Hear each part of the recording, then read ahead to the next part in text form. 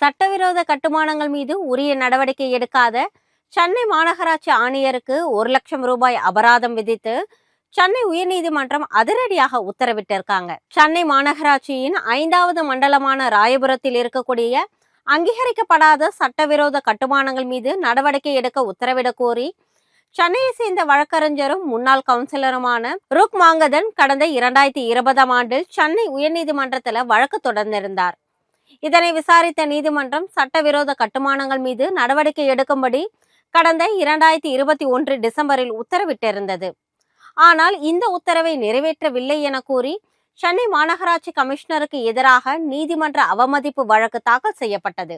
இந்த வழக்கு கடந்த ஏப்ரலில் விசாரணைக்கு வந்தபொழுது மாநகராட்சி தரப்பில் தாக்கல் செய்யப்பட்ட அறிக்கையில் விதிமீறலில் ஈடுபட்ட நபர்களுக்கு எதிராக எடுக்கப்பட்ட நடவடிக்கை குறித்த விவரங்கள் இல்லை என்றும் வேண்டுமென்றே விவரங்களை ஆணையர் அளிக்கவில்லை என்றும் கூறி விரிவான அறிக்கையை தாக்கல் செய்யுமாறு நீதிபதிகள் உத்தரவிட்டிருந்தனர். அதன்படி இந்த வழக்கு மீண்டும் விசாரணைக்கு வந்தபொழுது மாநகராட்சி தரப்பில் அறிக்கை தாக்கல் செய்யப்பட்டது.